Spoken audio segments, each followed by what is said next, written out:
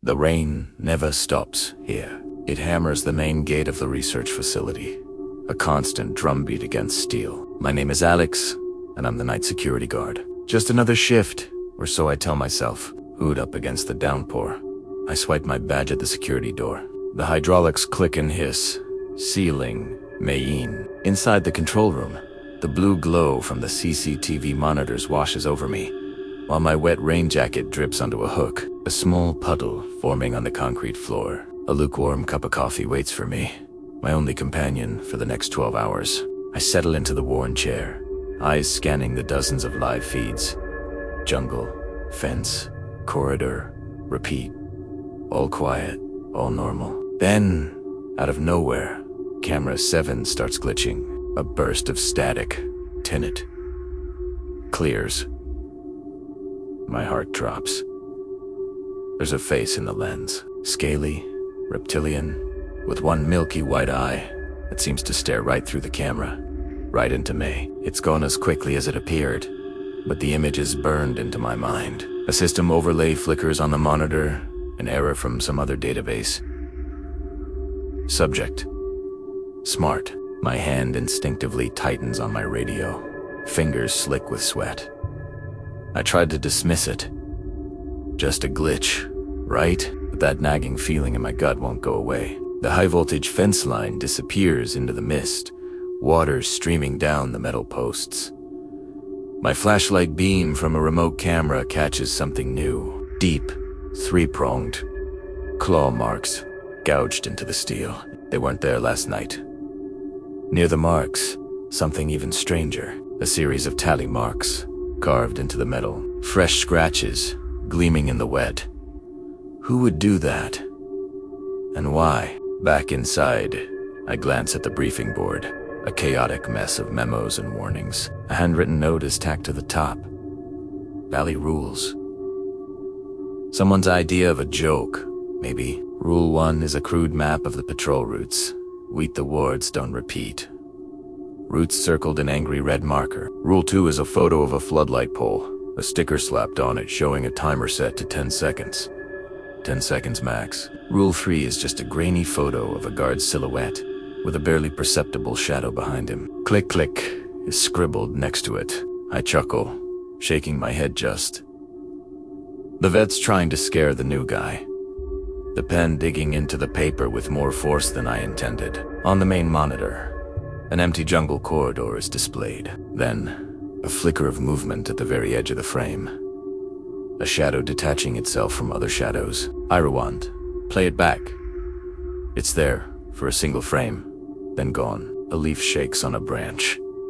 Time for my patrol, just checking the gate controls. The keypad's all muddy. I step outside. Boots splashing in a deep puddle. My radio crackles, then goes silent. The air's heavy. Ahead, the jungle path is a tunnel of light and shadow, carved out by the powerful fog rolls low across the ground, swallowing the beams just a few dozen feet away.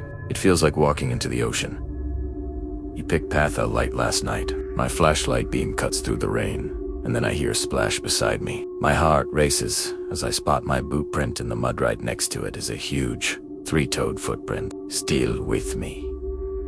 Smash that like button and subscribe to Bloody Chap to trust me. It only gets crazier from here. I spin around, heart pounding in my throat, flashlight beams slicing through the dripping ferns. Nothing but the relentless rain and the overwhelming, suffocating green surrounds me. Back in the control room, I dive into the footage, searching for answers amidst the chaos.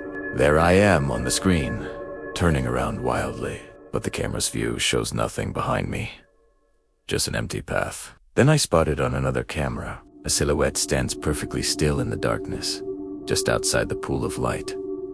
It was watching me. It knew the camera's blind spots, and that thought sends chills down my spine. I see my reflection in the dark monitor. For a split second, my reflection seems to lag, its movements a fraction of a second behind my own. I blink. Everything's back to normal. Just a sensor trip. Zone 2. Fence tap. I switch to the camera. The fence is rattling, but gently. Not like an animal trying to break through, but like someone testing it, learning its strength. My blood runs cold. I see it on the monitors. Two raptors appear on different cameras at the exact same time, in two separate zones, mirroring each other's posture. A coordinated test. This isn't just an animal. This is intelligence. Panic begins to bubble up. I rush to the emergency lockbox on the wall. It should be sealed. It's slightly ajar. Claw marks gouged into the wall. I move. I follow the arrows. My jaw clenched so tight it aches. The jungle outside has gone completely silent. No insects, no frogs, no birds. The only sound is the rain and my own ragged breathing. A floodlight above me flickers. Once, twice, then stabilizes. On a monitor, feed for Gamma Ray 3. A single eye glints. The wide eye, it catches the light like a shard of glass. My hand trembles as it hovers over the emergency flare on my belt. The radio in my hip hisses. Not static. It's almost like bretting, and then, through the thick foliage, I catch a glimpse of movement in the distance. Shapes move in sync down the corridor. I step under a floodlight, but my shadow looks all wrong, too long and distorted. And there, on the wall beside me, are more tally marks. Scratched into the concrete, and there's a new one. A fresh mark, made in the last hour. How did it know I'd be right here? I whisper into the empty corridor. On the monitor, the raptor's face appears again, head tilted, as if it heard me, as if it's listening. I back away, slowly. Every instinct screams to run, but the rules on the board flash in my mind. Don't run, don't show fear. Ahead of me, the corridor splits into 3 identical lanes. 3 paths lie ahead, all brightly lit and seemingly safe. But it's more than just a choice. It's a trap. A signpost for Gate 3 has a muddy handprint. I need to keep moving. I stepped forward, and from the darkness behind me, I hear a faint click. The corridor stretches long, metal walls dripping condensation. My heart sinks as I spot the emergency override box wide open, screws missing. The lock cylinder on the gate itself is scratched smooth, as if something with claws had tried to turn it like a key. A CCTV monitor is mounted on the wall, showing the corridor I'm in. I see myself on the screen, from behind. He turns slowly, my light sweeping the empty space. But the corridor is empty. There's nothing there. At the end of the corridor stands the white-eye raptor, blocking my way. It just watches me with that cold, intelligent eye. Its stillness more terrifying than any roar. Then, a loud metallic groan echoes from far behind me. Another gate, one I'd already passed, swings open. I'm being herded, guided. This whole place is a death trap, and I'm the target. I spot a side door, labeled Secure Path, and dash inside. Mistake. One by one, the floodlights behind me snap off, plunging the path into darkness. It's a countdown. All I can hear is my own breath fogging in the cold air. A shadow, impossibly fast and silent, crosses the wall just ahead of me. Down at ground level, I see them. Multiple sets of raptor feet, moving in perfect, horrifying rhythm. I tripped over a loose cable and crashed down hard. My flashlight skids, spinning wildly. And for a second, I see them. Raptors? The white-eye raptor is right there, closer than ever. But it's not rushing. It's got everything under control. I crawl, my hands shaking, my nails digging into the grime on the floor. I have to get the flare. I grab the flare, pop the cap, and strike it. A bright red light bursts, illuminating the raptor's intelligent, patient faces. The white-eye raptor's damaged eye reflects the flare's light like a perfect, polished lens. It's not moving to kill me. It's observing. This is my only chance.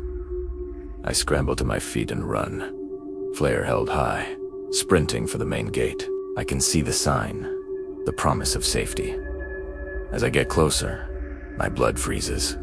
Main gate, it's already open. A clipboard is hanging on the wall next to the gate controls, Protected from the rain by a small awning, under the red glare of my flare, I can read the words on the paperclip to it. Test complete.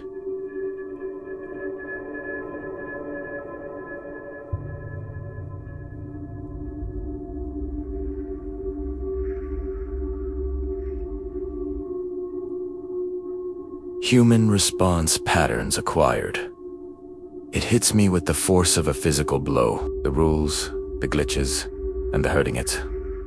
All adds up to one chilling realization. It was all a test. I wasn't a guard, just a lab rat. The Raptor stayed put, controlling the space. The white-eye Raptor steps forward slowly, its movements deliberate, methodical. It walks past me, toward the open gate, like a supervisor ending a drill. In that moment as it passes under a flickering light, I see it. The white eye isn't an injury. It's not milky or scarred. It's a perfect, circular piece of machinery. A cometa lens embedded in its skull. I was never meant to escape. I was meant to be observed, to be learned from. The Raptor gives one last look back, not at me, but at the facility. A final assessment.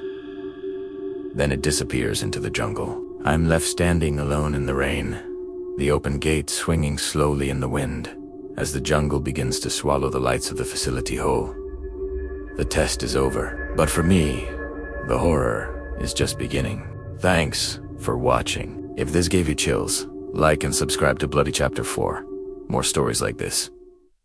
See you in the next one.